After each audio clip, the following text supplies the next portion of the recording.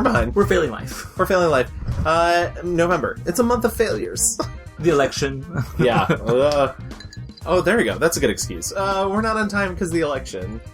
Honestly, We're waiting for that Florida recount. We're just... guys, this is a very important recount, you know? I'm counting. They called me in. I'm very good at counting. Yeah, I'm not. They actually just let me go. Once you get to 6, you're like, ah! 8. Yeah. No, 12. They're like, Gavin, get out. Yeah. Hi, Louie. Hi, Gavin. How are you? I'm great. I feel like November is a very, warm and toasty season. Yeah. Today was the first day I put my heater on. See, we're refusing to do that for the moment. Okay. We're trying our best. Oh, no, yeah. I was holding out as long as I could. We're still paying our electric bill from the AC months. Right. Yeah, for sure. Yeah, living in New York is a adventure. Other word is the worst. The worst, yes. No, I'm kidding. I feel like it's only in just New York. because you came from a place, and by that I mean California when you live there, that doesn't have seasons. I know, thank God. And now it's on fire, so Yeah. You're an asshole. I'm the worst. You're the worst. Have we hit all of the current event topics? Let's see. Election, wildfires. Yeah. Welcome. We're the Mixed Reviews, everyone. We're the Mixed Reviews. We're a podcast where we take a film subject, such as an actor, director, or a genre, and we talk about what we think works best and what we think doesn't work. We usually take 2 weeks, but you know what? We're taking our time for this one. Yeah. And honestly, this episode deserves it. Oh, absolutely.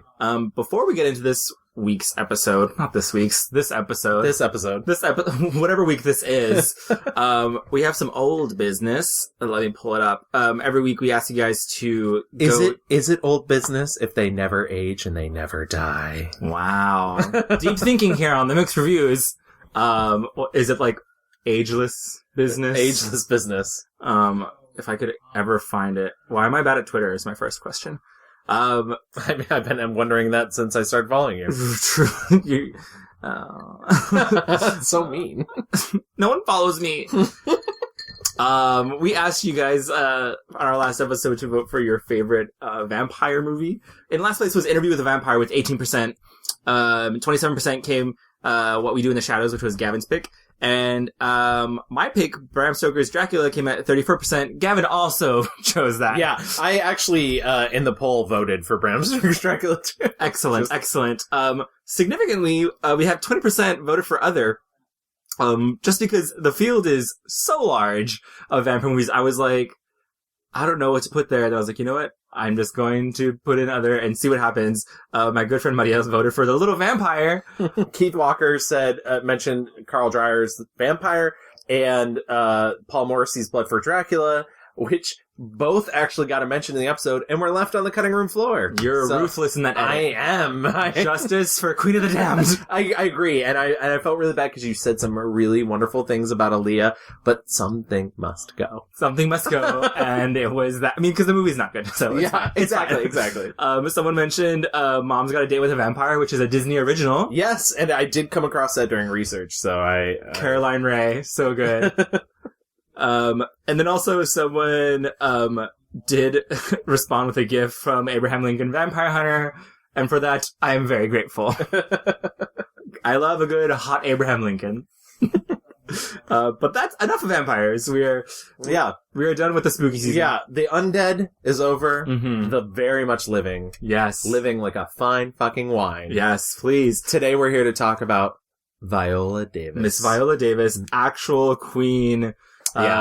Just force to be reckoned with on the screen and stage. Force is such a good way to describe her because really when she comes into a film, regardless of what the role is, and let me tell you, she's been a working actress for a very long time. Yeah.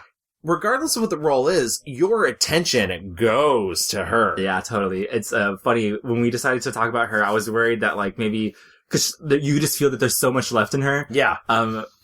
All the research I was doing, people were saying, this is an overnight success that happened at the age of 45, and she's been working for such a long time and grinding stuff out. And it's insane. Her big break, everyone was just like, oh shit, who is this woman? One of my favorite things about the overnight success narrative, by the way, is that when that's said to her face by interviewers, I love that she pushes back on it. I love that she's like, I've been in this business for 30 years. I don't believe I'm the best out there at all. I am not a legend in my own mind. I know that there are great actors out there. There could be lots of people who are better, okay? I know that there are pitfalls in my life and everyone's life, but at the end of the day, I'm going to say everything wonderful in my life, I deserve it. And I deserve it because I worked for it.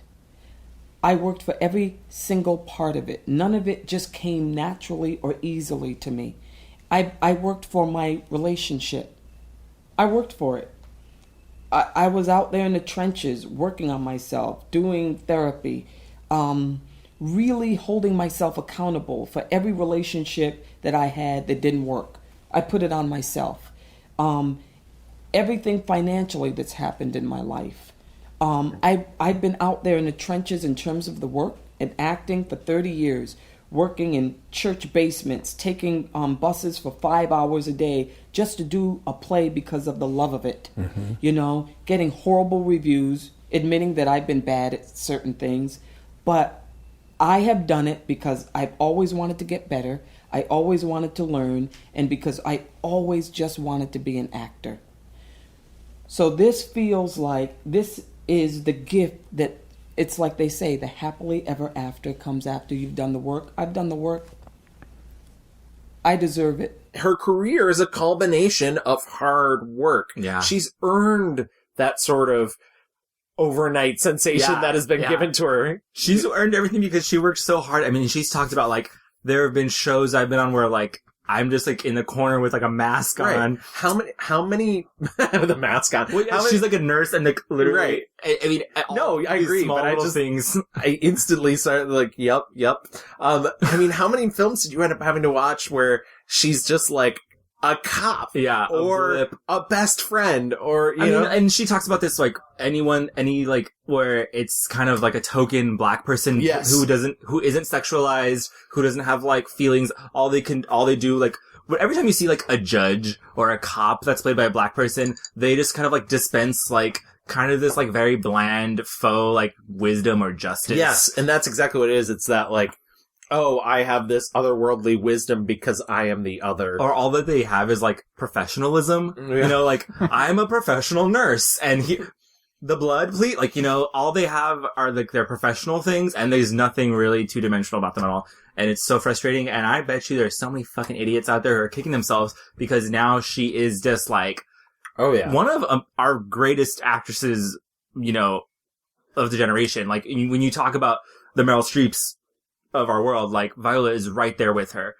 It's unbelievable. Also, they're really good friends, and that makes me so happy. I read an article recently that referred to her as her awards rival, and I was like, ooh, girl. I bet you. But, like, I know, like, Viola Davis apparently loves having people over and hosting, like, dinner parties. And I can just imagine her being like, Meryl, come over, I'm making dinner. And them just, like, hanging out and being like, I don't know, comparing where they keep their, like, statues. I don't know, like, who did you get to, like, build your statuette, cabinet? I don't know. All good things. So with all that said, let's get into our rewind with Viola Davis.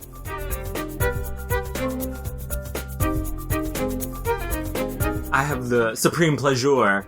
And truly it was a pleasure to, like, learn about her because this woman is just so complicated and complex, and I don't think we've ever done anyone who has a past quite like hers. Right. So Viola Davis was born in St. Matthews, South Carolina on August 11th, 1965. She is a daughter of Mary Alice and Dan Davis. Her dad was a horse trainer and like groomer, essentially just like a handyman on this, like, racetrack, and her mom was a maid and factory worker. Her mom was also, like, big in the civil rights movement, and there's a really great story about how the mom got arrested during a protest, and like a 2-month-old Viola was with her and went to jail with her. Very shortly after she was born, the family relocated to Central Falls, Rhode Island. And the story goes that their family went to Central Falls, and it was the first black family to ever live in Central Falls, Rhode Island. They chose it because they thought they can get better work there. And there was going to be a statue to them one day. Well, right. The two very big racetracks are in that area. There's Narragansett Park. That's sorry. I'm not trying to interrupt you. That is so crazy. That's what, the 60s? Yeah. The 1960s. That's less, I mean, that's a little over 50 years ago. Yeah, no, what? I mean, and we'll talk about more later about, I mean, the roles that she's taken and, Right. and talking about like the maid that she's played and just like how easy it is for her to like go back and like literally these are things that her grandmother lived through. Yeah. And how, Jim Crow and all these things are very close to her, like, generation. So yeah, it's really fucking insane. If you can imagine, like, going to a town and you're the only other, that was them. They were the first black family to live in Central Falls. And she has two, and they only moved there with her and two of her sisters. Her older sister and brother were, left in South Carolina with her grandparents. And they were beyond poor. They were in abject poverty. They lived in a, condemned building that was boarded up, didn't have electricity or heat. And that's the only place that they could have, like, when I say afford to live, but like, Right. they couldn't afford anything. My dad had a 5th grade education. My mom has an 8th grade education. My dad learned how to read by looking at billboards. They were happy that I wanted to be anything. Yeah. I grew up in poverty. You know, I grew up in apartments that were condemned and rat infested. And I just always sort of wanted to be somebody. And I just wanted to be good at something. When they had school lunch, that was their like primary source of food for the entire day. There's a really good article from the New Yorker, and it is called Viola Davis's Call to Adventure. It's written by John Lair. It's a couple years old, but he gets so many amazing stories from Viola's life as a girl in Central Falls, and so they moved there because it was the smallest and most densely populated city in the state. And in the building that's condemned, rats infested the entire building and would eat the faces off of her dolls. And her and her sister had to go to bed every night with rags wrapped around their necks so they would not bite them while they were sleeping. And I don't want to say like, you know, it takes all this like tragedy to make someone like a great artist. I don't think that's true at all. But when you see her and her generosity of spirit and like all of her sincerity, like, you know, like this is where it comes from. She said she was a very bad student in school. She went to detention every day and she was talking back all the time and she really didn't fit in. White boys would chase her and her sisters around, calling them the N-word, and throwing rocks at them. That a lot of time they didn't have soap or hot water. They were smart academically, but just were so full of shame and were trying to, I mean, she says, I reeked of urine. We'd go to school smelling and teachers would pull them aside and talk to them about hygiene, thinking that they were like, you know, and if you can imagine, these are the only black kids in school. Right. And they smell like urine and they're so like, emaciated, like from not eating. It's just like, I can only imagine how fucking awful, like, it's just like a cycle that this is never ending, you know? Yeah. It's heartbreaking. Yeah. She said, 8 years old, I had a filthy mouth. I would hear them behind me. You ugly, you black N-word, you ugly, you black N-word. I felt them grab me and I said, if you touch me again, I'm going to stab you to death. And like, she had to become this kind of hard person at like 8 years old. Which is impossible to think of. Yeah, it's insane. It was when she was around, and also, on top of this, her father was a drunk, was abusive towards towards her mother, and if you've seen Fences, with Denzel Washington, I imagine it's very like that, where you just don't know when the anger is gonna come, how much, your father's had to drink. Right. You know, how long it's gonna last. I imagine it was very much like that. Her and her sister, though, when they were 9 years old, they entered a skit contest and they, won. And they like, and Viola talks about how she, and her sister would actually write scripts and pretend they had these two characters. I think it's, Jaja and Gia. And they pretended I love them. Where did they place on Drag Race this year? Yeah, they're coming back for All Stars 4. Oh, good. Jaja and Jaji, sorry. They were rich white Beverly Hills matrons with big jewels and little chihuahuas. Essentially, they were playing pretend and essentially escaping and telling themselves, we're not poor, we're these rich, famous white ladies. And that's what I do every day as well. So. Same. Every time I walk down the streets of New York City, I'm just like, I'm white, I'm rich, I'm famous. Yeah. And this is when she started realizing that she could disassociate from herself and to get outside of her own body. And through this acting, she discovered a healthier way to get outside of herself. And so they did this skit and they won. They won a plastic baseball bat that they used to literally kill rats in their apartment. So cool. When Viola was 14 years old, though, she enrolled in an acting class through the federal program Upward Bound, which I remember from my high school. Yeah. It's, for low income, at-risk youth to kind of just like get on track. And through that, she went to her first acting class where it was run by Ron Stetson, who kind of was just like also a struggling actor in the area. And he kind of just like laid into all of them saying like, who wants to be an actor? And all the kids threw their hands up. And then he's like, you have to do this every day. You will get shit on. And just really beat them down. And the way Viola tells it, she says at the end of the class, she was the only one still holding her hand up. And through Ron Stetson, a teacher, she goes to his alma mater, which was Rhode Island College. And she graduated, and she got a full scholarship to go to Rhode Island College. And she got her Bachelor of Arts in 1988.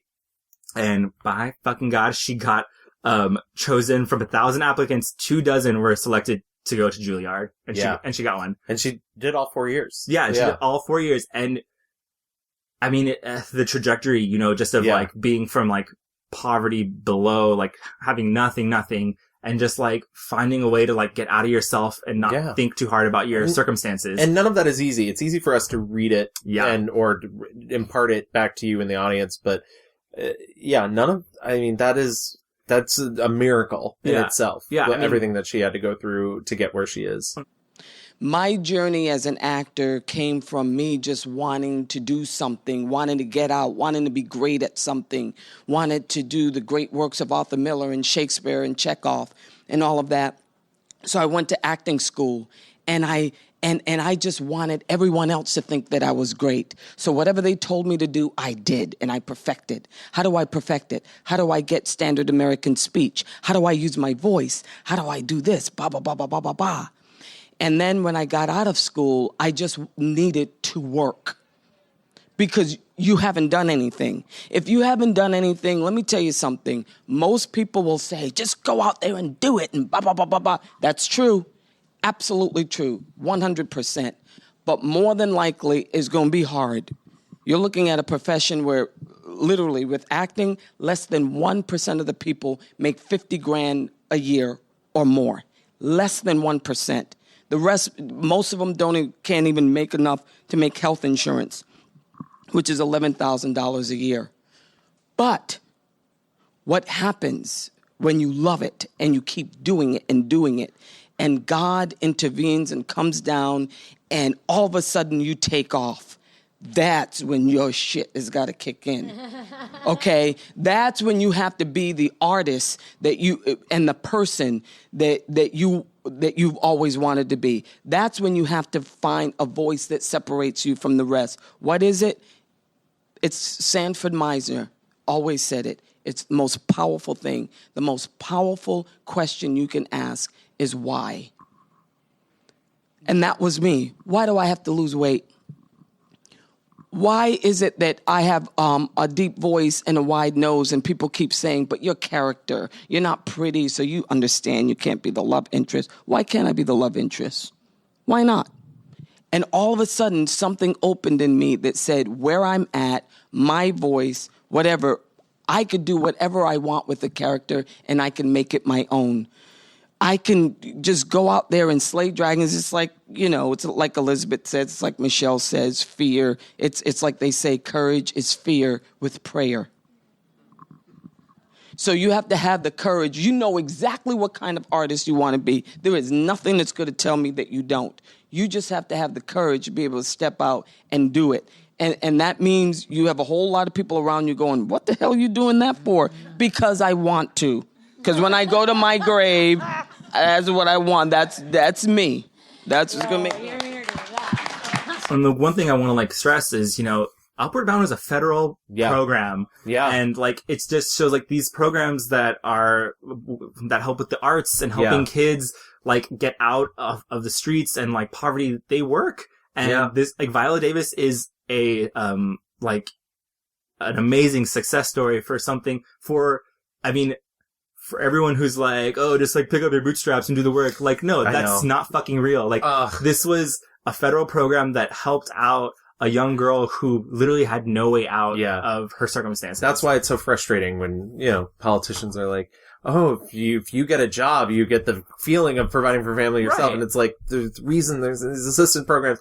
And to get to Juilliard, like, it wasn't just like a random thing. It was, she was able to go to get a full scholarship to go to Rhode Island. I got scholarships through the Upward Bound and Preparatory Enrollment Program. There were programs created in the 60s to help people who were disadvantaged to experience the college atmosphere.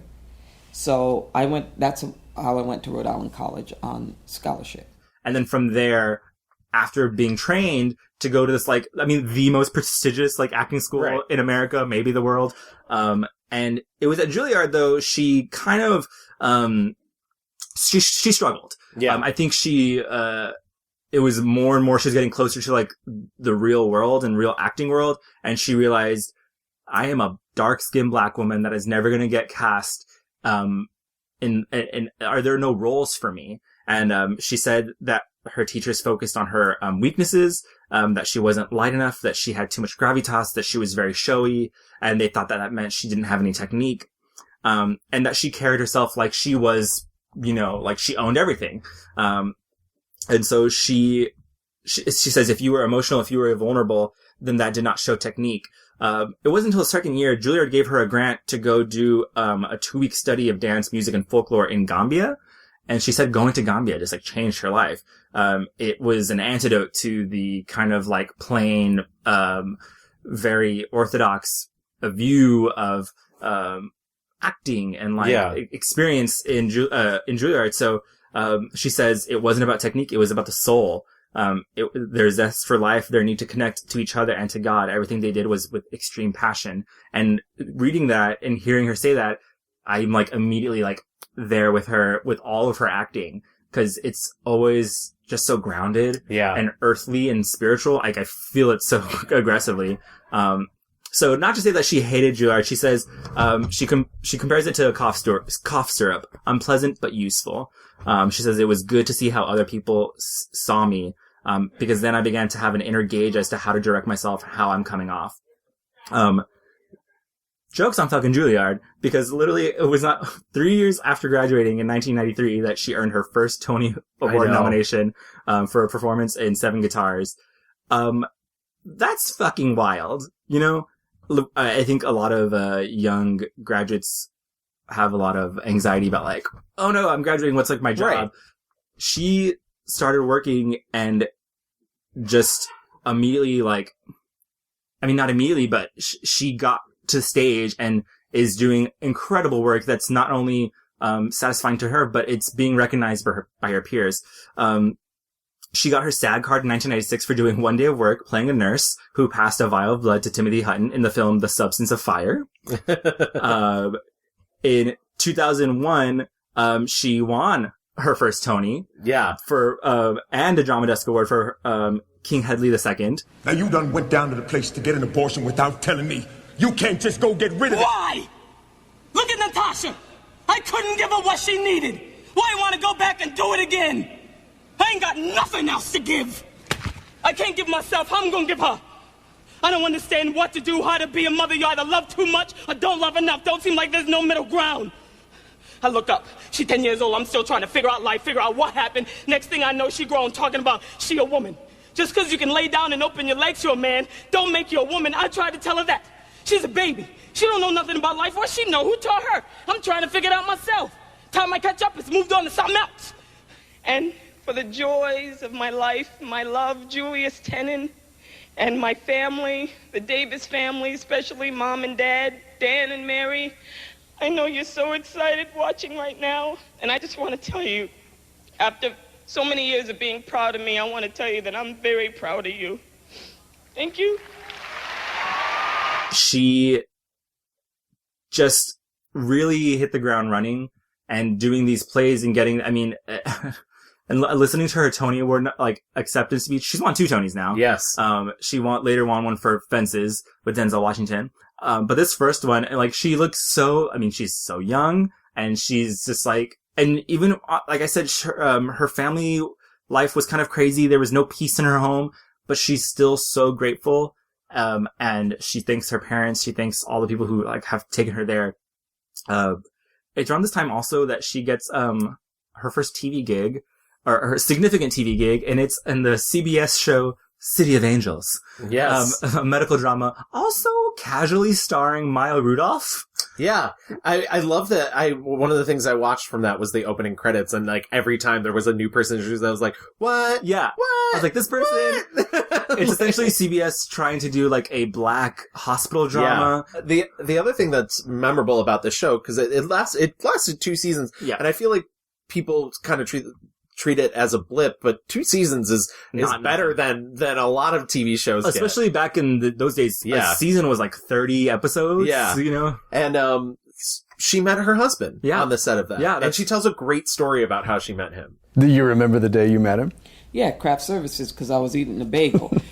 Listen, every day was about what was at craft services. That was a time when I wasn't thinking about no diet. So I was eating a cinnamon raisin bagel with tuna fish on it. Mm-hmm. If you've never had it, it's absolutely delicious. So, and complaining about Los Angeles, which I did on a day-to-day basis. So. And what did you say to him? Was it hello? Was it what I was didn't say anything to him. He came up to me and he had his bag over his shoulder. And the first thought, he was like, hey, because we had just did a scene. And the only thing I thought was, he's good looking. He's really good looking. But then he gave me his card. He said, I heard you're not from Los Angeles. You know, I'll take you to Santa Monica Pier. You ever been to Santa Monica Pier? And I was like, no. He said, let me give you my card. And I was like, a card? I was really not feeling LA. I said, he's going to give me a card and he's not going to have a shirt on, because there's been so many people gave me their card and they didn't have a shirt on. But I have to say, all the anxiety and the angst and all of those things that I had, the minute we started dating, which was the first time I called him, all of it went away. And I'm not trying to sound kumbaya. His energy, his exuberance, the absolute amount of love and kindness he had, it just transformed me immediately. She's starting to get like very minor roles in film. Steven Soderbergh casts her like 3 times. A lot, yeah. And I when I first got into this and I wasn't really doing research, I you know, because I start fresh and then I slowly do the research over the time.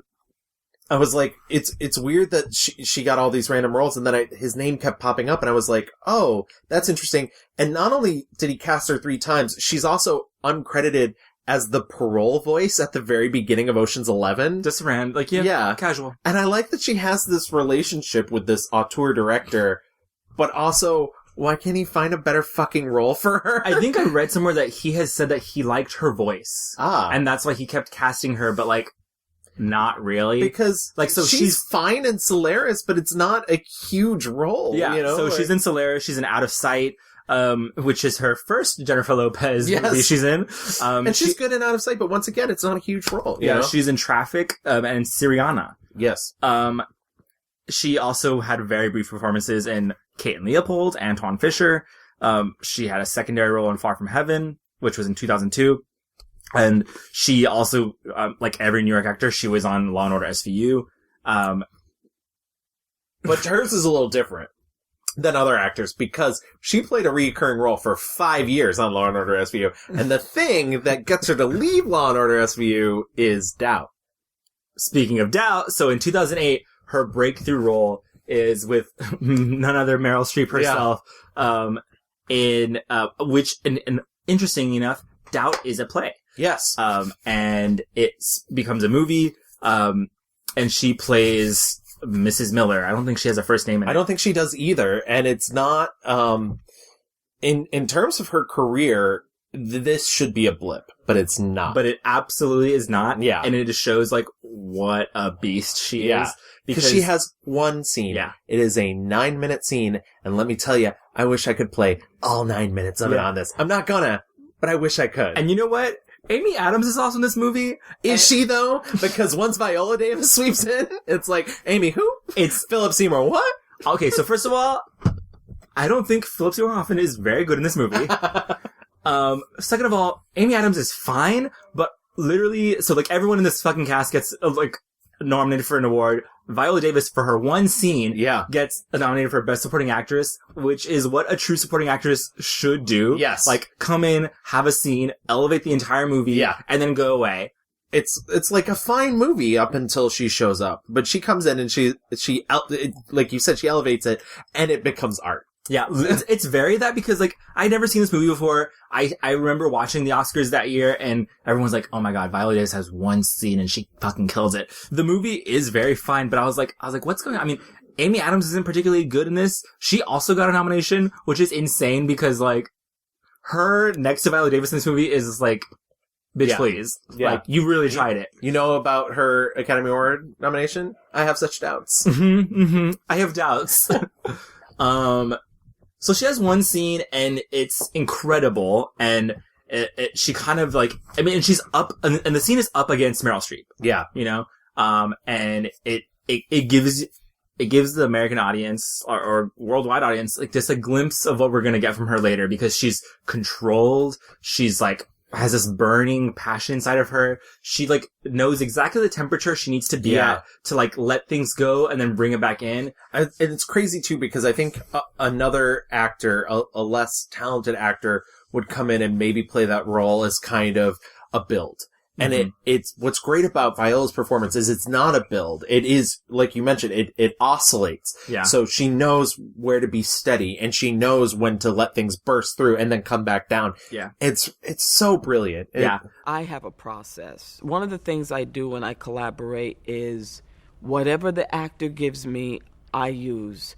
I don't go home and prepare a performance and then come to the set and use that performance that I prepared at home. Whatever I work with at home, I only take it to a certain extent. And then when I go on stage, I prepare myself for the fact that the actor may give me something completely different. Because what has happened in the past, and I see it with other actors, they'll tell another actor how to act.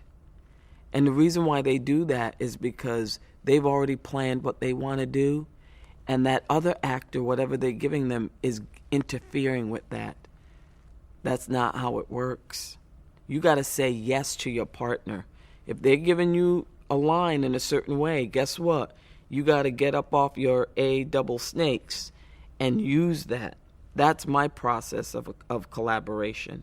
I will say also, this role is like the first of her kind of like Black mother of a certain age in a certain time period, which she revisits a couple of more times, probably because she does it so fucking well.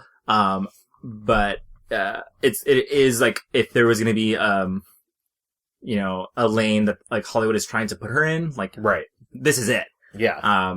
But maybe we'll talk about that more later. We'll see.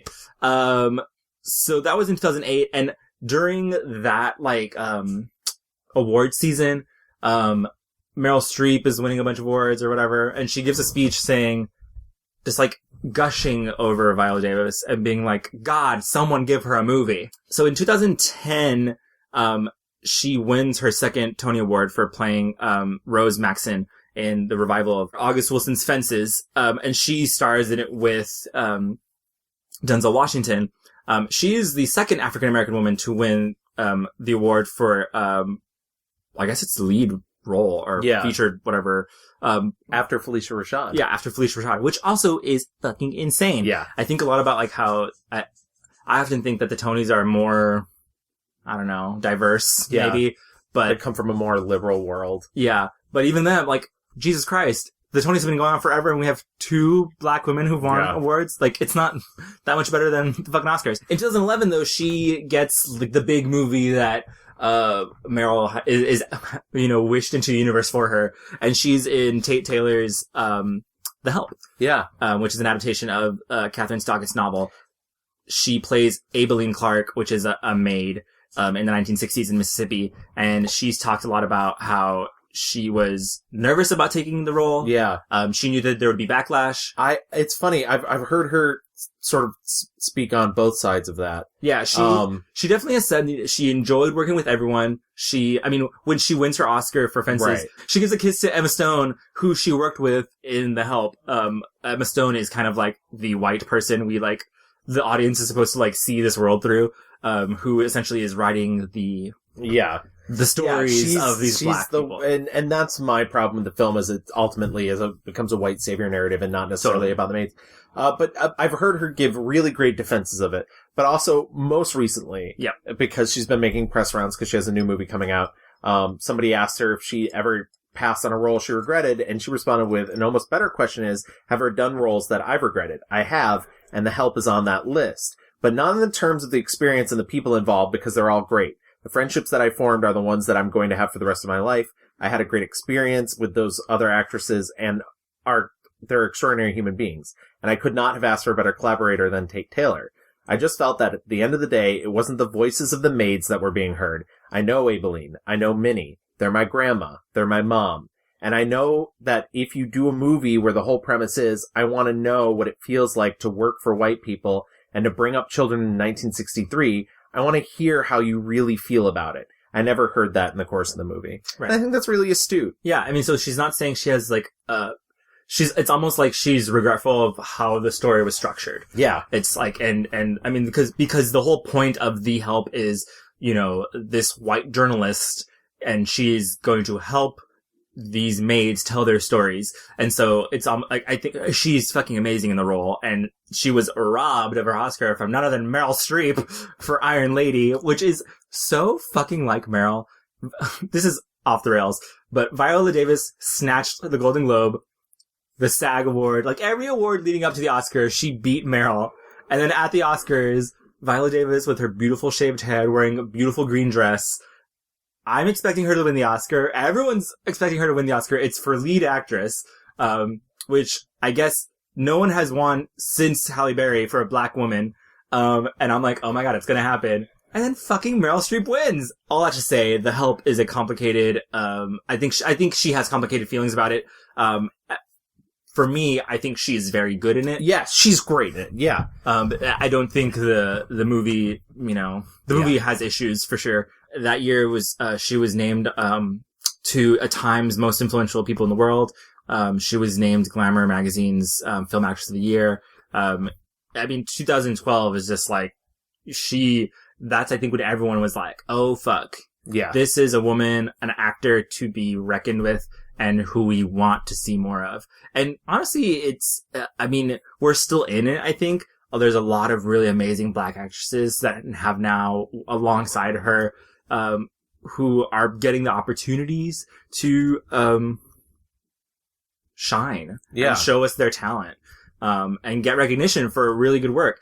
In 2014, she, gets How to Get Away with Murder. Yeah. A huge show on ABC. She wins a bunch of awards. And I'll be honest, I really like when she talks about it. I don't think the show is high art by any means. No. But I like the idea that she is playing a character that she thinks, some young girl could see her on TV and be like, oh, totally. That's a person I want to be. Also, that's around that time she stops wearing wigs to award events. Cool. And I've heard her talk about how important that move was for her.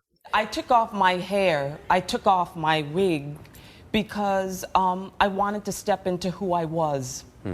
And I felt like, and listen, I love wigs.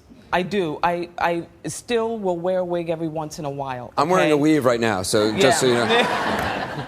But for me, what I felt like was every time I put on a wig that I was apologizing for who I was. Being a dark-skinned woman, very curly hair, I felt like I was hiding it. And I felt like I was saying that, okay, my characters aren't very glamorous, but look at me.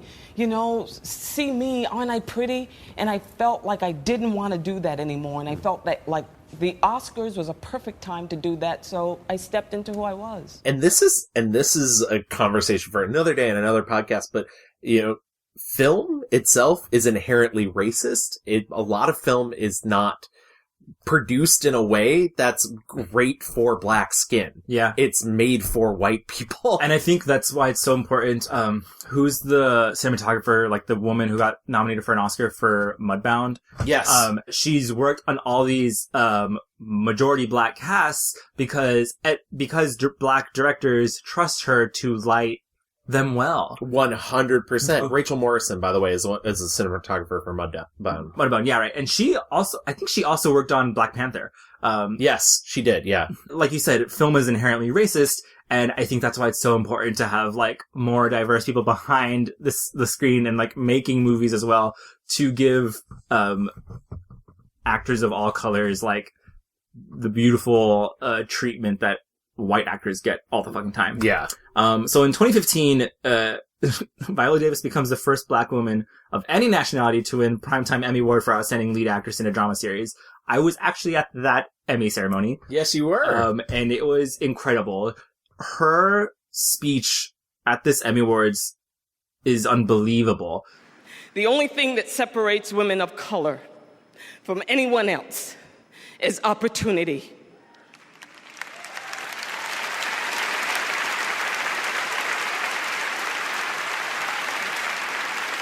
You cannot win an Emmy for roles that are simply not there. So here's to all the writers, the awesome people that are Ben Sherwood, Paul Lee, Peter Nowak, Shonda Rhimes, people who have redefined what it means to be beautiful, to be sexy, to be a leading woman, to be black. And to the Taraji P. Hensons, the Kerry Washingtons, the Halle Berrys, the Nicole Beharies, the Megan Goods, to Gabrielle Union, thank you for taking us over that line. Thank you for the Television Academy. Thank you. There's a great reaction shot of Taraji just, like, clapping her fucking ass off and just being like, yes. I mean, Taraji, who just lost to Viola Davis. Yes, that's makes it even better. And Viola has talked a lot about how she knows the weight on her shoulders. She knows that she is representing so many black women who look like her, and she wants to be this beacon. She wants to blaze this trail. And speaking of blazing trails, her and her husband thus start their own production company, Juvie Productions, and they put out couple of movies. So she puts out a movie with Jennifer Lopez called Lila and Eve. In 2016, she puts out a movie called Custody. It's a courtroom drama. So yeah, I mean, this is just like, she's at the peak of her powers now. Yeah. Essentially. I mean, that essentially gets us to, last year, and this year. So in 2017, she puts out Fences becomes a movie. Yeah, it's the first of what should, or supposedly is going to be, Denzel Washington adapting all of August Wilson's plays for the screen through HBO, but Fences was his negotiation point that it was going to be theatrical, and it was going to be the first one. Yeah, and he directed it. Yes. As well. And, if you haven't seen Fences, like, it's almost like, so you want to act. Yeah.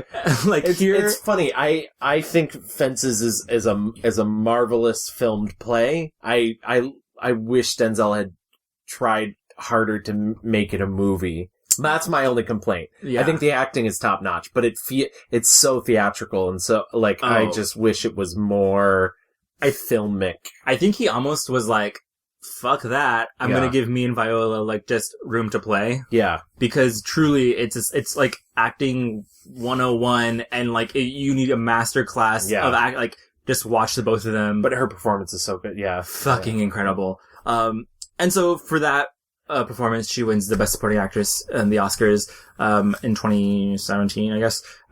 Which I wish she would have just put herself in lead actress, because I believe in my fucking heart that she would have beat Emma Stone in La La Land.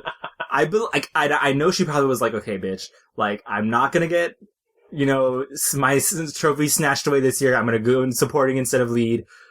But man, if there's a world where Viola Davis cannot beat Emma Stone for lead actress, I don't want to live in it.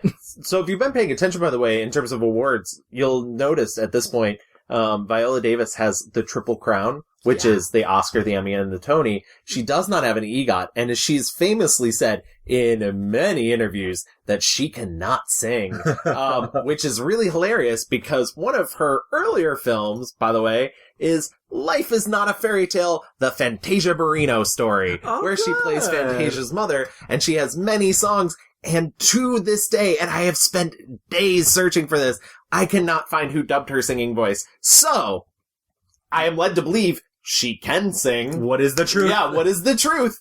But she says she can't, so she doesn't plan on winning a Grammy. But girl, record a book on tape. Hello, do a comedy album. And she has a great voice. She has a great voice. And exactly. people love her. So yeah, she's gonna get that Grammy. She's gonna get it done. She's gonna EGOT. I mean, also, I will say EGOTing is fine, but like, there are not a lot of people who have the triple crown. No, yeah, acting, absolutely not. Because a lot of EGOT, like, there are not many EGOT people who win their Emmy, Grammy, right, Oscar or Tony or whatever for performing. Yeah, most of them are musicians. Yeah, I was gonna say most of the people that EGOT are musicians for an Oscar.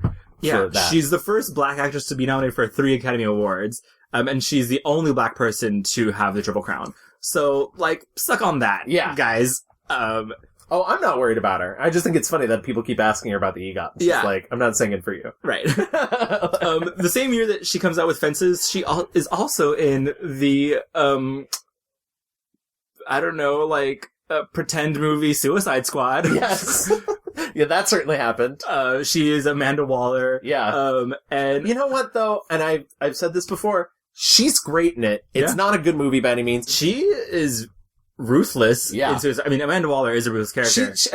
That was one of the things I found interesting about the interviews that she was doing around that time is she wouldn't necessarily talk about the movie, but she would talk more about how the role gave her the opportunity. She's like, she's like, people think I'm this rough and tumble person. I'm not. I'm pretty meek. So to play a woman who can walk into a room and like shoot everybody. Yeah. Yeah, totally.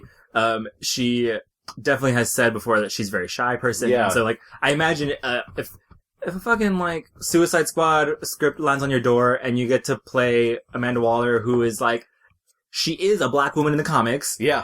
And she is a badass, ruthless womana. Yeah. Yeah, I'd take it too, girl. Yeah, I mean, yeah. Like, the movie, I don't blame her. The movie's gonna be shit, but, that kind of gets us to today in her acting. Just really quickly, she also, announced that she would write a sequel to the classic picture book Corduroy called Corduroy Takes a Bow. And it actually just came out this past September. Oh, then great. You can go find a children's book by Viola Davis out now. She also is very involved in various philanthropy and activism things. She donated funds to Central Falls, Rhode Island Public Library because the city ran out of funding and it was going to close down. And she said, I don't think so, honey. She gave money to Central Falls High School for its theater program. She works with the Hunger Is campaign to help eradicate childhood hunger across America. She said that, I mean, obviously she has experienced the poverty and hunger. And she said that she wanted to join them in their cause because the word was eradicate, get rid of, not by 30%, not by 20%, but to do away with it completely. So, she, has helped them raise tons of money. I think she also, works a lot with, sexual assault, survivors and things of that nature. She is just an all-around badass human being. And I like when we talk about people's philanthropy because I think oftentimes people have a bad tendency to look at celebrities and be like, well, what else are you contributing besides my entertainment? And, I often see on the other side of political spectrum when they're telling celebrities that they're not allowed to talk about politics and that, and as if they're not human beings. Yeah. And I actually hate saying this. I have a relative who will remain nameless, sort of a distant Mama. relative. No, definitely not. My mom is a saint. They posted a thing about how, like, you know, they can't remember the last time that they needed an actor or a musician, but they need doctors and policemen and everything. And it's like, when you read a laundry list of charities and money that she's given away out of the kindness of her heart, not because she has to, not because it really makes her look good, because once again, these things are not publicized as well as they should be. Right.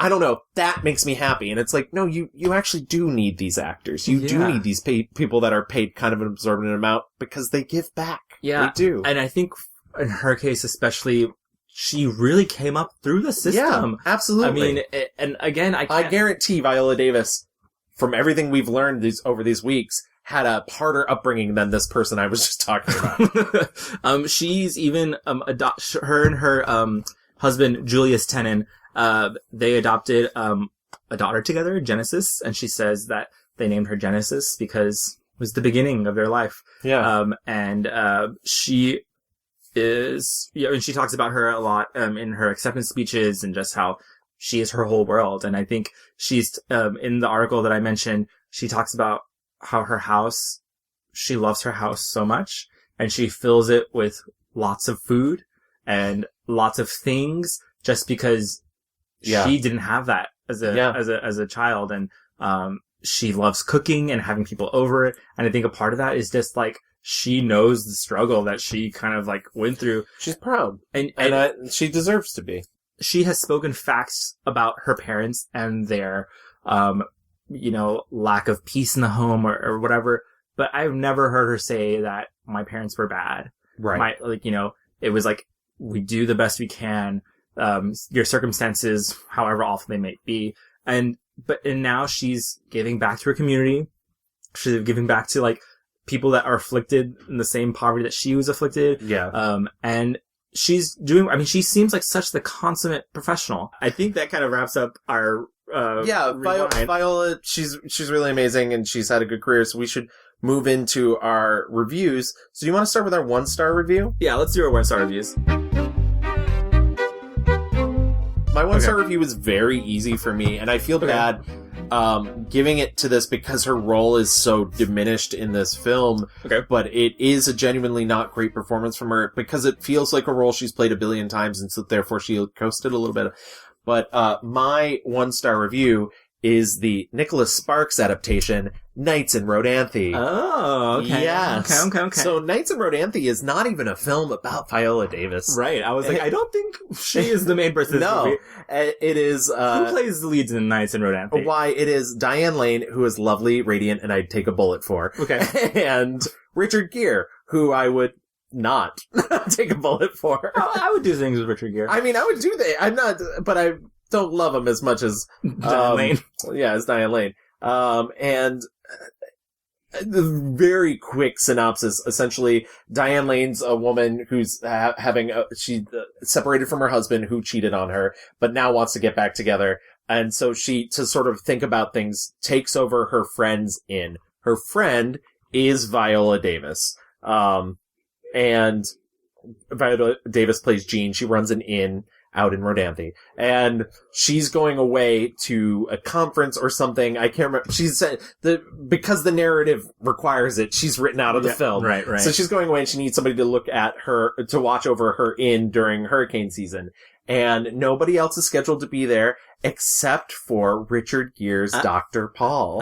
Dr. Paul. Dr. Paul. And so... Wanna look over the inn with me? And so Diane Lane, runs this inn while he's there, and he's the only one there, and it's hurricane season, and they slowly fall in love over time, but then they have to split up, but they continue writing letters to each other. Diane Lane's life goes on about, she's trying to get a divorce. Richard Gere, admits to, speaking of actual monsters, admits to his son, played by James Franco. Actual monster. Yeah, he's been with this woman, and because James Franco's like, oh, you're happy now, weird. And anyways, before they can get back together, Richard Gere dies in a tragic accident.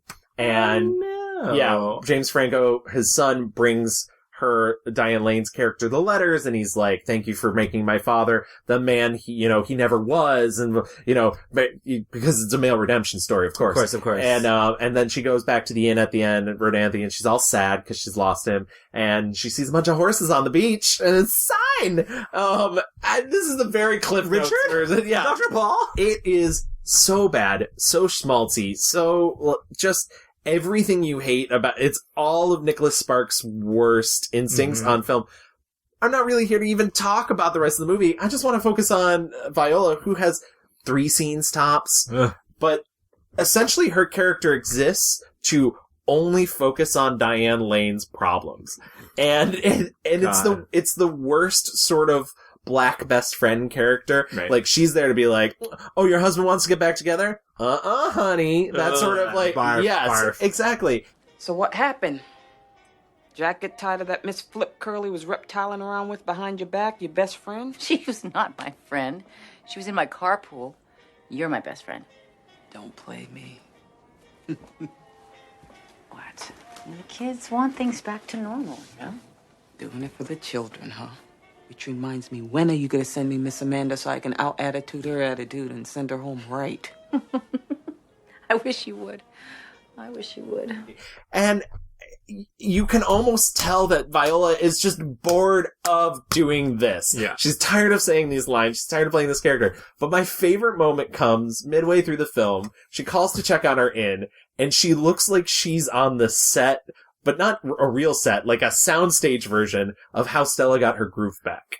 And it's just her and lots of lacy pink curtains on a couch, and she's talking to Diane Lane, and Diane Lane's like, I thought you were, having business or whatever, and a man comes over with 2 champagne glasses and speaks some French, and they make out, and she has her small, like, but this is the thing, like, and I know earlier you mentioned that one of the things that she hates is that these friends are never sexualized or anything, but this feels out of left, because you know nothing about this character. Right. So it's just suddenly like, okay, why am I interested in her, like, slutty vacation? Right. She's like, I'm going on a slutty vacation, take care of the end. Yeah, exactly. And, but on top of that, if that character had been written at all interesting, I would have liked to find more out about the slutty vacation. Yeah. Or, like, I would watch the slutty vacation movie. Yeah. And so, I don't know, it was just upset. The deeper I got into this film, I was like, where is Viola? What is Viola doing? Mm-hmm. And yeah, it's bad and awful, and I don't really care for Nicholas Sparks adaptations anyways, but this is probably one of the worst ones I've ever seen. I mean, it's no Walk to Remember. Yeah. It's no Mandy Moore. Shane West. Exactly. But what could be? Richard Gere. He's no Shane West. Who could be a Shane West? There's only one. So sorry, Viola, I have to give you my 1-star review for that, but... Okay, I feel very bad about giving this 1-star review. Oh, I think I know what's coming. It's 2015's Lila and Eve. So, what we need to know about Lila and Eve is that it is a Juvie production, which is her production company with her husband, who is also in this movie playing like the next door neighbor, Ben, who's nice and wants to make out with her all the time. This movie is insane. Yeah. Like, the twist, I think I realized the twist, like, very early on. I did. And I was like, oh my god, please, no, please. And then... Viola, no! Yeah, I was like, Jennifer Lopez, no. Lila and Eve, is a crime drama where, Viola Davis plays Lila, who is a single mom of these 2 teens. And one of the teens is, he's a man now, Mom, and let me live, and he's at the wrong place, the wrong time, on the street, just like walking home, gets killed in a drive-by shooting. And this movie kind of wants to talk about, like, cops that don't help, black murders, but, like, really do the most for white people getting murdered. And so you see Lila as a grieving mother attend these like grief circles with other mothers of kids who have been killed in violent crimes. At the grief counseling, you see a Jennifer Lopez appear. And you are meant to think that Jennifer Lopez is also, she's lost her daughter. And they're kind of like you need to have a sponsor. And so, Viola Davis is like, why don't I'll be your sponsor, or you be my, whatever the fuck, they have a relationship. And spoiler alert, but I don't care. Turns out Eve, Jennifer Lopez's character, isn't real. Yes. And it does not exist. And is instead this, like, I don't know, bad alternate character inside of Lila's mind who's telling her to, like, get justice for yourself. Think they killed anybody? I think they killed Stefan. We don't know that. You know how I feel. We just talked to them. The last time... Last time you messed up. That's what I was gonna say, okay? Last time I messed up. So this time, it's all you. If you wanna go, we'll go. If you wanna talk to them, we'll talk to them. If we get a name for that cop, I'll leave the tip. But it's all you.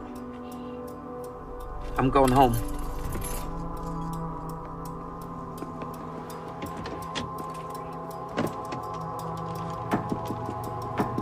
You think they're going home? Literally, we see Viola Davis going onto the street, confronting other black youths, and kill them, and shoot them, and just wreak all sorts of mayhem, while she's kind of having, like, this panic attack thing, but the movie's presented in such a way that, like, you see her and Jennifer Lopez being bad, and getting justice, and, cops are kind of, like, on the trail about, like, what's going on, trying to figure out the things that are happening.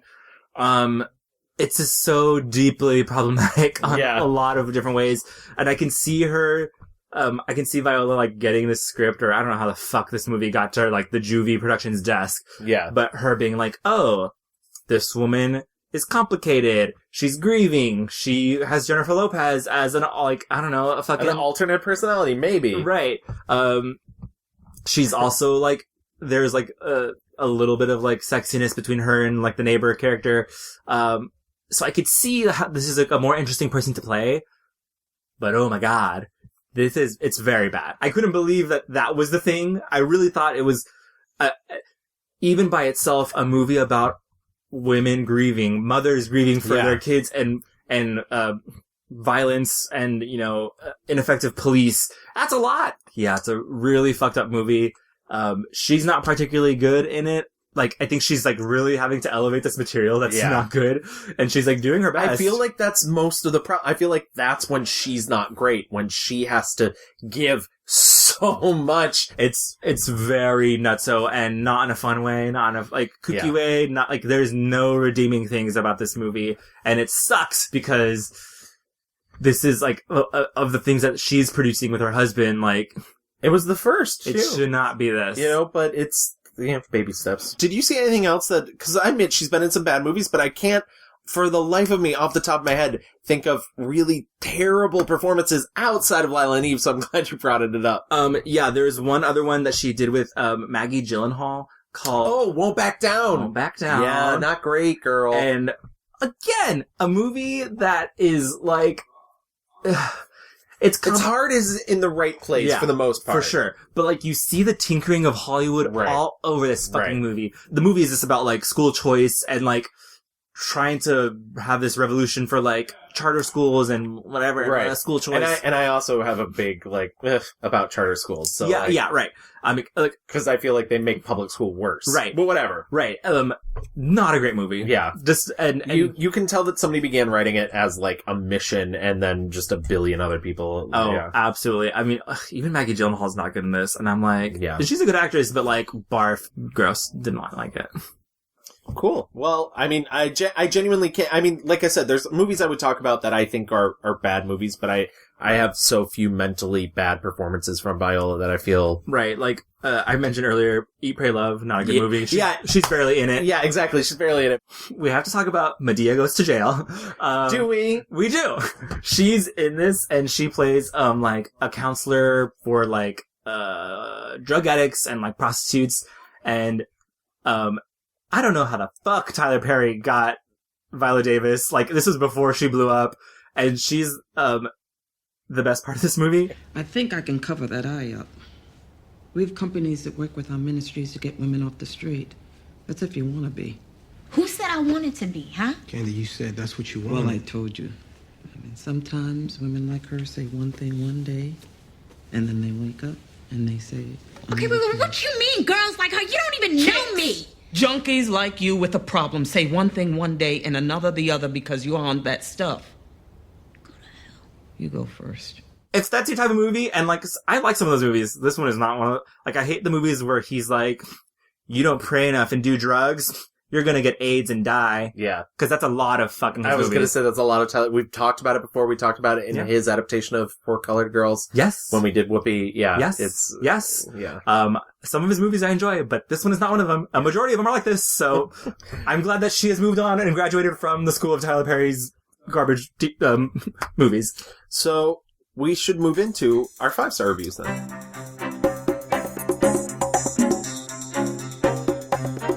I just have to say, I mean, it's Fences. So I saw this movie by myself in the theater, like in Lower Manhattan last year. Was it last year? 2 years ago? Whenever it was. 2 years ago, I think. Yeah. Yeah, 2 years ago. And I just was like, and it was a full crowd, majority black audience, and like the energy was crackling, you know.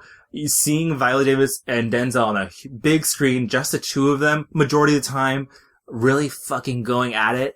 It was incredible. And I think the choices to make it feel like a theater, a play experience only heightens that intimacy. You don't get a lot of like, you're right. It does feel like a play on the screen. You get the benefit of, and sometimes I genuinely don't want people to think that that's something I dislike. There's plenty of films that I think that do a play adaptation and don't do a lot to give you, you know, sort of give you that, they sort of give you that, Brechtian distancing thing, but through the lens of a camera, which you don't often get. But here, I don't know. I would have liked it a little bit better if I did feel. I think because like the play itself is literally like monologue on monologue, and it's really just like an actor's play. You know, like the show's called Fences, and so there definitely is like this scene, and there is like set direction to be done here, but it's all just about these characters who are bouncing off each other and the things that they go through. So Fences is about, God, what's his name? Troy. Troy is the patriarch of this family, and he was an incredible baseball player, but because of segregation and racism, he never amounts to anything, and he is now a trash collector. And he is a pain in the ass. He is stubborn. He is proud. He's a drunk. He is a cheater. He's a liar.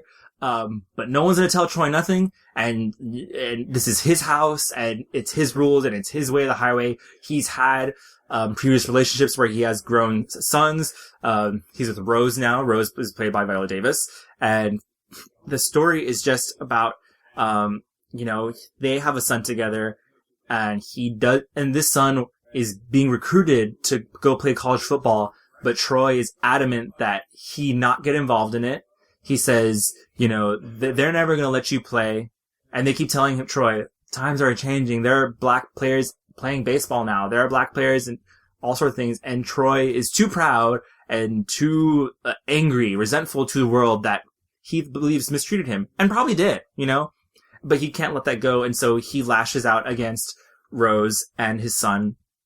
I don't want to give away too much, but there's a big betrayal that happens. There's an incredible scene where Viola Davis just really gets into it. And again, the temperature is just so right. It never feels like scenery chewing to me. No, not at all. And I think a lot of actors would just like go for, there is one huge scene for Rose, and a really long monologue, and where she's just like battling against Troy, played by Denzel Washington, no fucking hack either. Yeah, absolutely. And she not only rises to the occasion, she kind of just like envelops all of it. And you can see Denzel Washington acting against her and just reacting. And I watched it, and I was just thinking about all the choices she's making. There's a moment when she like almost falls while she gets this news from him. She is so emotional, and she's said in interviews before, she's like, when I cry, snot comes out of my nose. And that's just what it is. That's the reaction. And so she's crying, snot's everywhere. She's like wiping it away. And It's not easy for me to admit that I've been standing in the same place for 18 years. Well, I've been standing with you. I've been right here with you, Troy. I got a life, too. I gave 18 years of my life to stand in the same spot as you. Don't you think I ever wanted other things? Don't you think I had dreams and hopes? What about my life? What about me? Don't you think it ever crossed my mind to want to know other men that I wanted to lay up somewhere and forget about my responsibilities? That I wanted someone to make me laugh so I could feel good?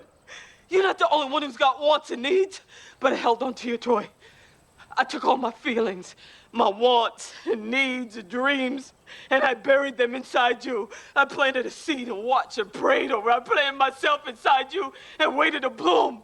It didn't take me no 18 years to realize the soil was hard and rocky and it wasn't never gonna bloom.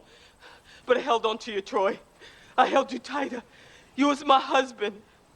I owed you everything I had, every part of me I could find to give you. In the theater, I remember it just being like dead silent because we were watching a master at work. Yeah. It's fucking incredible. So this movie is on Amazon Prime right now, so it is easy to watch.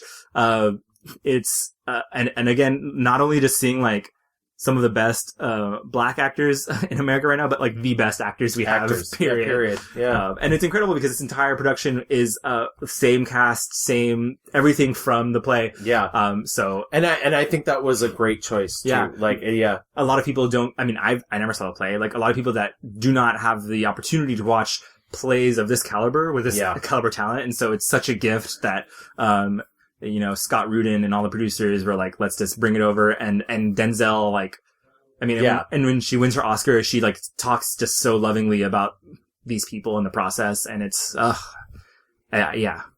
So I'm gonna feel a bit like a hack, but I feel like the only other option then is Doubt. Yeah. Is Doubt. And Doubt's not even a movie I love, I'll be honest. And I would have loved to have seen the version of Doubt, the filmic version of Doubt that had Cherry Jones in the Meryl Streep role. Because that's how it was done on Broadway. But I think her performance in Doubt is, I don't think that movie would have gotten as much attention without it either. And that movie really was really big, heavy awards, a lot of chatter about it and everybody talking about everything else. But really the focused center is her in this 1 9-minute scene. Yeah. And I feel bad because she's definitely done great movies since then. I don't want to boil her career down to this one star-making turn, but really this is what launched that, and I feel it deserves the credit for that. Doubt is a film about Philip Seymour Hoffman. It plays a priest. He's accused of molesting a child. Having inappropriate relations with a child. And I was going to say, it never really fully goes full explanation. Yeah, the whole...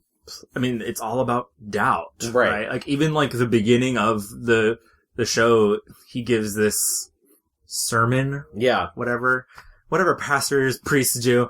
And he's talking about like, the consequences of doubt. Yeah. And like, that's the spark that lights. Yeah. Meryl Streep's character. So Meryl Streep is this sort of busybody nun who hears this rumor that he's had inappropriate relations with this child, and she begins the process of attempting to find the truth of what has occurred here. And it's significant that the child is the only black student in the school. He's the first black student to be like moved over into this and Catholic school. And the added layer of when Viola Davis is introduced. Viola Davis plays his mother. She has it's not really even a confrontation with her. I mean, it becomes a confrontation, but it starts out as a conversation, where Meryl Streep is essentially telling her that she's worried about this possible relationship that Philip Seymour Hoffman has, with her son. And the twist comes when Viola Davis basically says, So you're giving my son the blame. Oh. No problem, my son getting blamed, and you know why that Perhaps you is. should let me talk. Sister, you ain't going against no man in a robe and win. He's got the position. And he's got your son. Let him have him then. What? It's just till June. Do you know what you're saying? No more about it than you. I believe this man is creating, or may have already brought about, an improper relationship with your son. I don't know. I know. I am right. Why you gotta know something like that for sure when you don't? What kind of mother are you? Excuse me, but you don't know enough about life to say a thing like that, sister. I know enough. You know the rules maybe, but that don't cover it. I know what I won't accept. You accept what you gotta accept and you work with it. This man is in my school. Well, he's gotta be somewhere. Maybe he's doing some good too. After the boys. Well, maybe some of them boys want to get caught. Essentially, he says, my son needs a man to love him. Yeah. Because she essentially is saying she knows that her son probably is gay. Yeah. And that his father does not like him and beats him and is awful. And she says, you know, my son likes the father. Yeah. And he's nice to him. He's nice to him. And if he can just stay in school until June and graduate, and he needs love from a man somewhere in his life. And it's hard. It's hard to watch. It's fucking rough. It's so rough. And it's not the layer you expect when that occurs. And she really gives it her all in that scene. I don't want to get too much further into what happens in the film after that because, I mean, it's all sort of liquid and I don't want to give too much away. I mean, it's a very famous film, but that scene, if you leave that scene without having your heart torn into at least 8 pieces, I don't. Suffice to say, Meryl Streep's character does not like her response. No, she is stunned. Yeah. And it's 2 brilliant actors really giving their all and doing something. I don't know. It's a synthesis of every, you know, there's great camera work in that scene. It's really beautiful direction and they're just, it's funny because the only reason I would give that the head over fences is I also think the filmmaking is really beautiful in that scene. The editing is really great. It's funny because like, Meryl Streep is doing the most Meryl Streep. Yes. Like, she has an accent. She's like, it's a character that she can really lose herself in. This is why I really wish I could see the Cherry Jones version, but whatever. And it's almost like you get Meryl doing her Meryl thing. Like, it's not like, cause sometimes you see Meryl just like playing versions of Meryl. Yeah. This is her like losing herself as a character. And then you get Viola who, and we don't even know this yet, but like after this performance, we're going to see Viola doing her thing. Yeah. Which is giving you layers and shades of motherhood. You know, and of conflicted motherhood. And this is to say, like, as human beings, nobody is 100% strong, 100% vulnerable all the time. And I think often actors latch onto stuff like that. They see the meat of, you know, like, this person is this way, so I'm gonna be that for the entire scene, or they're this way. And she really, layers is such a good way of putting it. Like, she wants you to see what's on the surface, but also, like, what's directly underneath. And what's directly underneath that? What's directly underneath that? Yeah. And it's hard. It's not an easy thing to do, but she makes it look easy. Yeah, you see in this movie specifically the worries of her as a mother, and then you see, like, the worries about, like, listen, you're, like, a white nun lady talking to, like, black people, and we know that our position and, like, what can possibly happen to us, and we're just trying to get through. Yeah. If she's like, if nothing's wrong, nothing's really wrong, right? Yeah. Like, it's fine, so, like, what the fuck, like, are you fucking with us for? Like, leave us alone, Meryl Streep. Leave us alone. Take your busybody, move it away. Right. I just really like that performance, and I do feel a little bit like a hack saying that, but I don't know. No, it's the truth. I mean, Dowd is incredible, and she's the true star of that movie. Are there any other films that you saw that you think could hold a candle to the absolute force of nature that is Viola? I have to just really quickly say that I watched Prisoners for the first time. Yeah. The movie on a whole is very good. I was very happy to watch it. She's not a large part of it, but again, she takes her scene she fucking kills it. Yeah, she's so good at that. She really is. The other one that I wanted to mention is Antoine Fisher.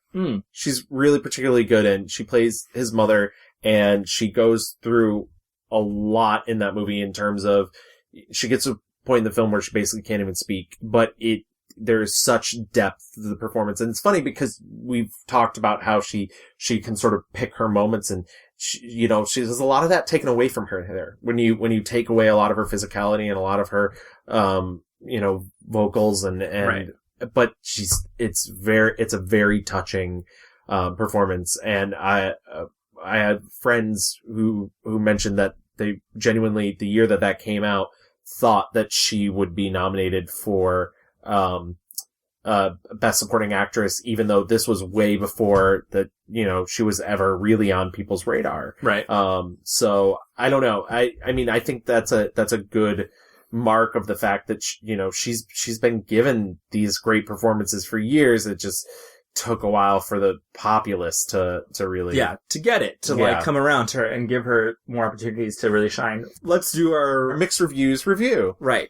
So my 1-star review is 2015's Lila and Eve.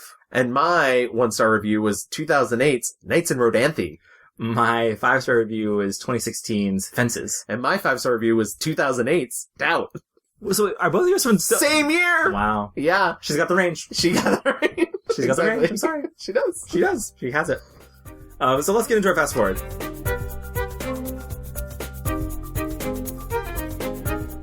We have a special fast forward for us this episode, right? Yes. So, before we move into our actual fast forward, which will be brief because we have this additional part, I did get a chance to sit down with my good friends from the This Had Oscar Buzz podcast. Yes, love because them. they've actually seen her new film Widows, which comes out this Friday. Yeah.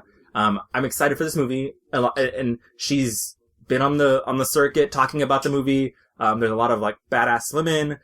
She's married to Liam Neeson in the movie. Yeah. She apparently gets some like sexy time, some badass time. I was gonna say, they answered a lot of those questions. Uh-huh. Yeah. Awesome. Great. So let's get into that. I knew I could call in some ringers who had seen the film, some experts, if you will. So I got my good friends from This Had Oscar Buzz, a fabulous podcast, which you should subscribe to if you haven't yet. Today I'm here with freelance entertainment writer Chris Feil. Hello. And senior writer at Decider.com, Joe Reid. What? Shut up, thank you. Yeah, thank you guys for doing this. I am so excited, and I'm a huge fan of your show, by the way. I've been a big fan since you started, so I'm very happy to finally get you on. Back at you. We love your show, so... Oh, stop. We're so happy to be here. I know. So you both had a chance to see Widows already. I'm assuming you both saw it in Toronto. Yes. Did you see 2 seats away from each other? We saw it together, which I think Joe could probably attest to. Seeing this movie with me specifically was a whole other different experience. Like, seeing it 2 seats away from me was an accidental 4DX experience. It really was. Because like, your seat's moving, there's some shaking, yeah. I couldn't sit still during this movie. It was so tense, and I was very into it, and, like, I was just about leaping out of my chair. This is my big recommendation for Widows to everybody's listening. See this movie with as many of your friends as you can manage. It's such a great crowd movie. Like, see it in a full room, honestly. Oh, this is good. This is all makes me very happy because I've been looking forward to this film because, I mean, I really like Steve McQueen. I haven't loved all of his films, I'll be honest, but I do really like the fact that he takes chances in a way that a lot of other filmmakers don't. And this is an odd film for him. It's based off an 80s miniseries from England. And just the combination of him and Viola Davis. And then, I don't know, the rest of the cast, it all seems so bonkers. The fact that there's no Michael Fassbender at all is like a brave new world for Steve McQueen. Like, honestly. Very strange. I thought it was going to be like J.K. Simmons in a Jason Reitman movie where you would hear Michael Fassbender on a phone. Right. But he is not on a phone. Yeah. No, the cast is fully insane. We're like to the point where like Carrie Coon shows up at one point and I'm like, oh, right. Like I had fully forgotten that I was even anticipating her because there's so many other people who it's just like Colin Farrell and, Robert Duvall or, the shell of Robert Duvall, I will say. Like the shell of Robert Duvall because they fully just showed up at Robert Duvall's house and started filming. That's what I said. What did I say when we were walking out? I was like, I can't believe they just like didn't tell Robert Duvall they were making a movie. To what Joe is saying where it's like you even forget you're watching that Carrie Coon is in this movie. I will say, like, one of my small quibbles with the movie is that, like, quite literally, if someone says anything in this movie, it is a recognizable face. At least to like people like us who watch a lot of movies. Yeah. But like Garrett Dillahunt is Viola Davis's driver. Yeah. I do want to know about Viola's performance because it is a lead. She has to have chemistry with Liam Neeson, which, I mean, I would love that. Yeah. Let me just say, this isn't a spoiler because it's like the opening shot of the movie. This movie opens with some chemistry with her and Liam Neeson. That's true. Yeah. It is there. It is front and center and present. I love this as a Viola Davis movie because this is a full on, she gets to give a movie star performance in this movie. It is so great just to see her, like, we know she's a great actress, but there's movies where we're here to watch her act sometimes. Like Fences, she's fantastic, but you know when you show up to Fences, you're just like, all right, I'm going to see some acting here. I'm going to see some Viola Davis acting. And what you get in Widows is just a no-fuss movie star performance. She carries this movie, and this is a movie that is, as we just mentioned, filled to the brim with recognizable actors, all giving great performances, doing a very, like, there's very good ensemble work happening. And on top of all of that, Viola Davis is still carrying this movie as a movie star. And as we were talking before we started about how many movies she's played the doctor, the cop, the friend, the mom, just these roles that are there to sort of populate the general atmosphere of the movie. And now this is a movie where it gets to be like, hey, Viola Davis is a goddamn movie star and you are here to watch her and you cannot take your eyes off of her. And it's everything she's ever deserved. It's so good.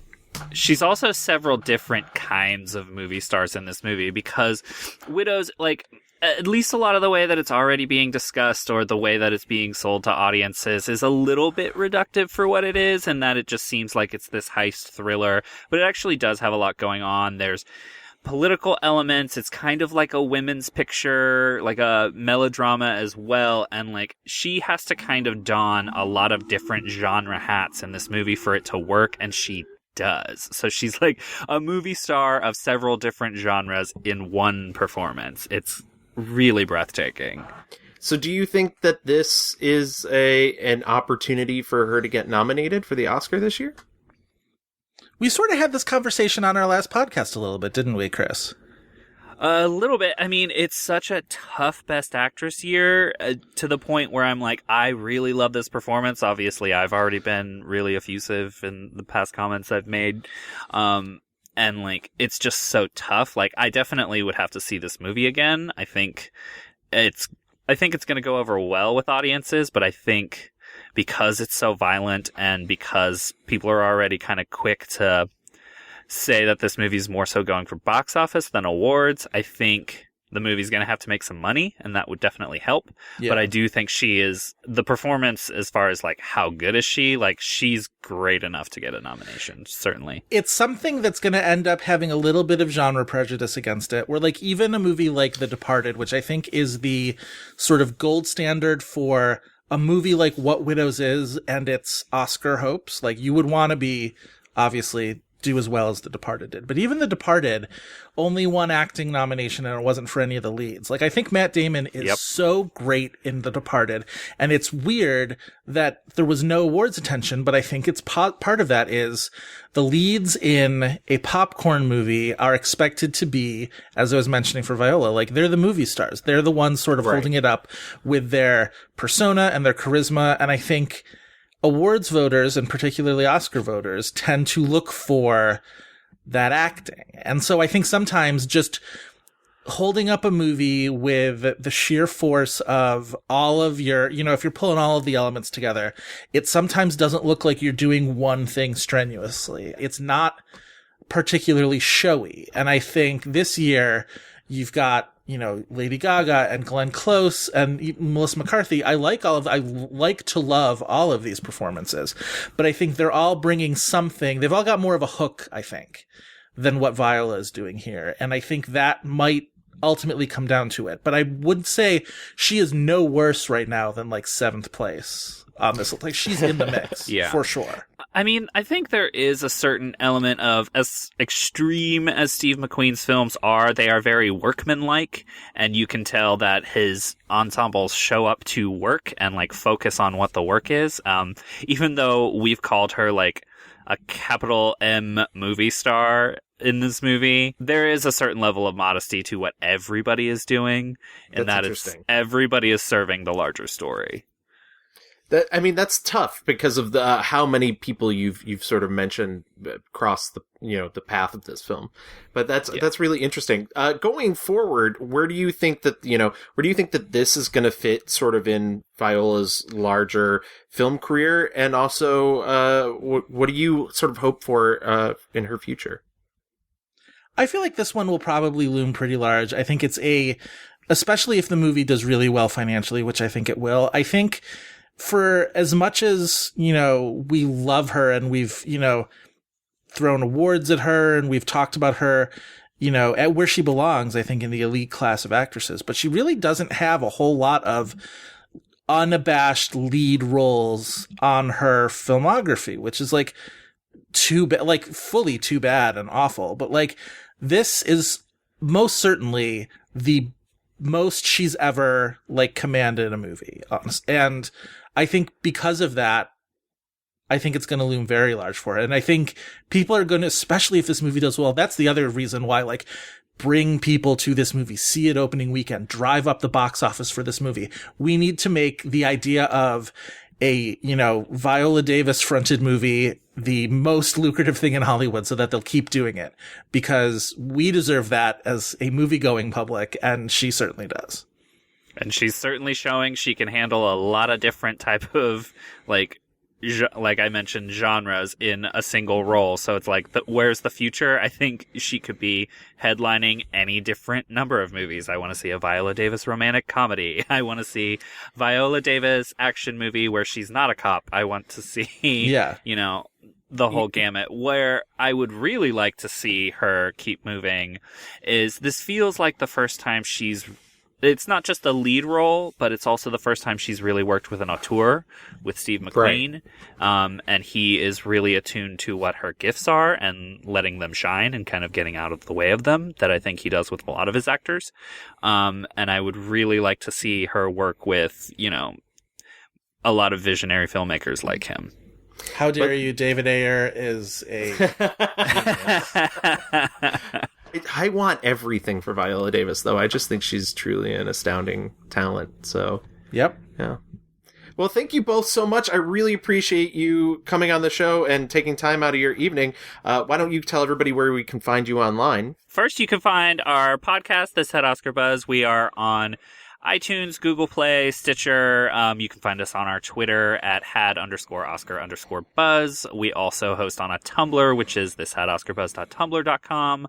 My personal account, again, I am Chris Feil. You can find me on Twitter at Chris V Feil. I'm also on Letterboxd at Chris V Feil, where we have our log of all of the films we've done. And I also write regularly for The Film Experience and hopefully elsewhere. Yeah, all that stuff Hire me. that Chris said about the podcast. Also, I'm on Twitter at Joe Reid. Reid is spelled R-E-I-D. Same with me on Letterboxd. And every day you can find me writing about film and television at Decider.com. Well, thank you both so much. I really do love your podcast, and I'm so happy to see you guys be very, very successful. It is not a jealousy thing at all.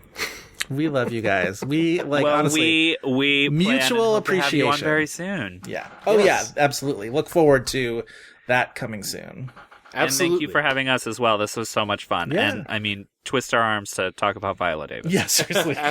Absolutely. Thank you again. Louie, what are you looking forward to in the future from Viola? One thing that I really want to know is Viola Davis maybe funny?